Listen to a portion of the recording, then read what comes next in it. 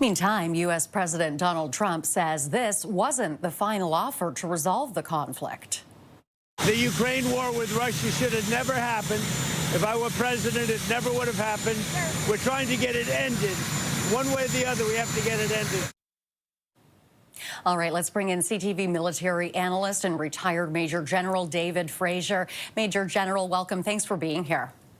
Renee, good to be with you. So Western leaders, including Mark Carney, saying today the U.S. plan for peace needs more work. Your take, where does it fall short? Well, it is very Russian-centric. I mean, if you're Ukraine, there's not much in the way of, incentive. It's more like a stick in front of Ukraine and carrots in front of Russia. Give up territory that has already been taken. Give up territory that hasn't been taken. Bring Russia back into the G8.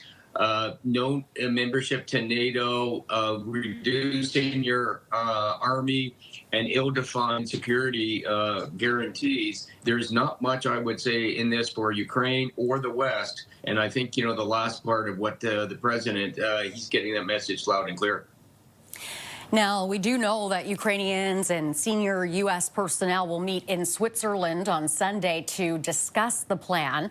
What kind of outcome are you expecting at this meeting? Will the U.S. and Russia, for that matter, be amenable to changes? Well, Russia certainly won't be amenable to changes. I mean, this really does favor Russia. They do have an advantage here tactically and politically. They seem to be gaining advantage.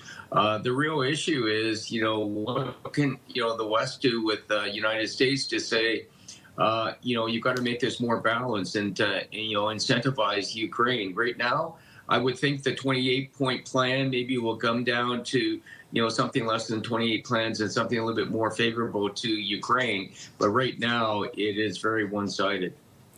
Foreign Affairs Minister Anita Anand's comments today about Ukrainian sovereignty. Ukraine should be at the table when it's on the table. What do you make of that? Was that a message to Trump? Absolutely. I mean, there's been far too much unilateral and bilateral negotiations when it comes to Ukraine, with the one absence of Ukraine itself.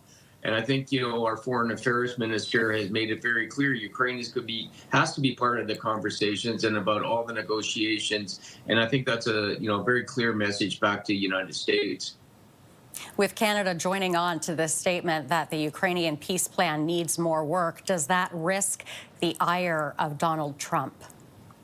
I think it's a great question. I think it's very carefully worded so that it doesn't disrupt our, the startup of trade talks again and the dander of Trump. Just to say it needs more work it's not an open criticism. And I think that is probably the most carefully chosen words by our government so far when it comes to Trump, because we know how touchy he is if you try to criticize him publicly. All right, General, that's our time. Thank you very much for being here. It was great chatting with you. Renee, thank you. That is CTV military analyst and retired Major General David Fraser.